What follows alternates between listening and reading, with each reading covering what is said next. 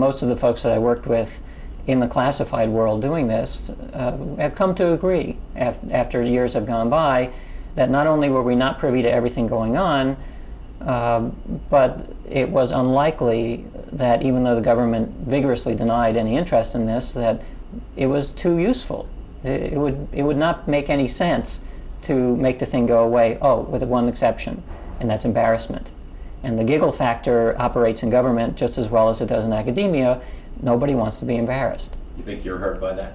Oh, I'm sure, yeah. I mean, it's not just me. I work in a controversial field, but scientists working in homeopathy have exactly the same problem, in cold fusion, the same problem, and people who are seriously interested in UFOs have the same problem.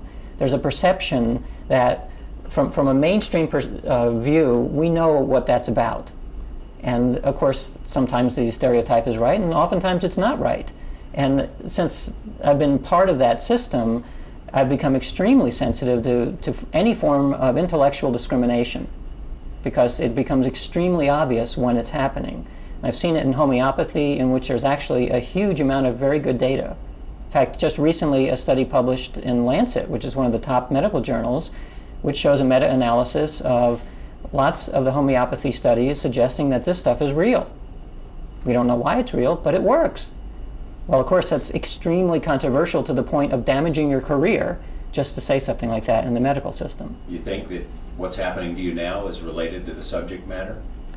Or could you, well, if you don't want to get into it? No, all I'll say is that I still have nothing in writing explaining why my contract hasn't been renewed.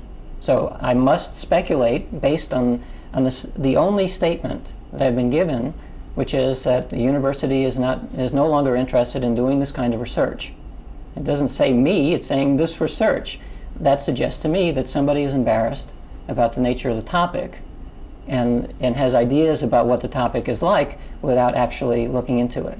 And yet the attention you've brought to the university has almost been universally positive, hasn't it? The New York Times? Yeah, the New York Times, Good Morning America show, Life magazine just called.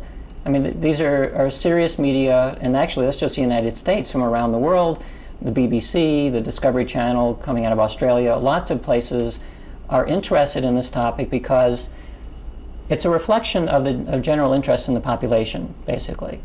You have people at every strata in every country interested in the topic, but they don't know where to go for credible information. Why? Because the media actually creates a problem. We have X-Files, we have psychic phone lines, we have so much entertainment and nonsense wrapped up into this topic that it's very easy to get the impression that all of it is just silly. And a lot of it is silly. And of course it makes my job much more difficult. So I had to make a strategic decision about it 3 or 4 years ago. Do I want to maintain the silliness by not saying anything in public? Or would I become more public and try to provide a counterbalancing voice to simply say that, look, a lot of that stuff out there is entertainment. It even says so. Under the psychic phone lines ads for entertainment purposes only. And the X-Files is a show. You would be amazed at how many times I get calls from reporters asking if the X-Files is a documentary. And initially, the first couple of times I got these calls, I thought it was a joke. But it's not a joke. The show is so good and so compelling that people kind of have the sense that we're looking at real things here. And so I felt kind of a responsibility and a duty as a professional in this field to help people understand that there is a basis to some of it, a small percentage, but it's nothing like what you see on TV.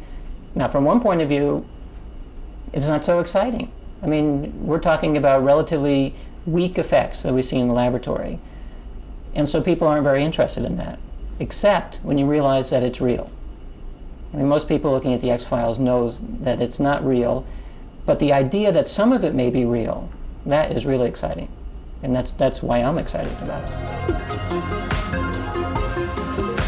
A lot of times I put, it's not so